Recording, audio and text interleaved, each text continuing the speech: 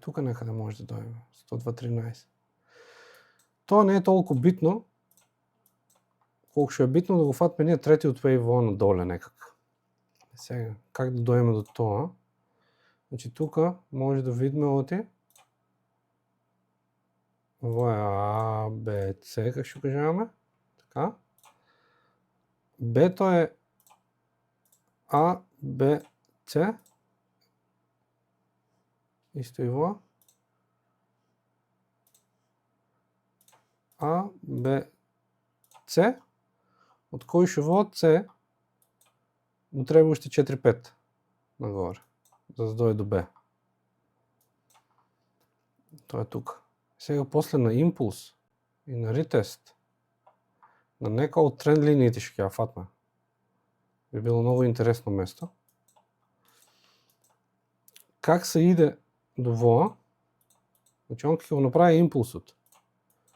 Тогаш и тук ако дойме, може да видиме ВОА 1-2 setup се вика. Я до тук завършава. Ще значи как е. Wave 1. ВОА Wave 1 от 5. Ама и ВОА Wave 1. Ама и ВОА Wave 1 има 1, 2, 3, 4. Тук някъде вътре. Към на 15 минути. Така.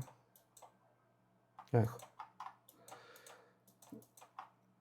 Значи ВОА Wave има 1, 2, 3, 4, 5. И последователно после него има А, Б, С корекция. И може да видим от ако повлечем Фибоначи по тука до доле.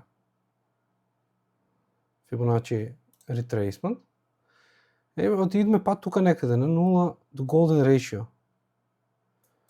А после това видете що следа. Значи мене теорията ми е от цената ќе оде тука горе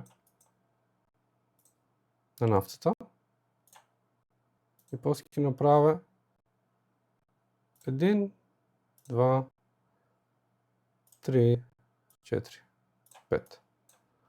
Дека точно ќе биде во, никой не може да знае. Ама идеално би било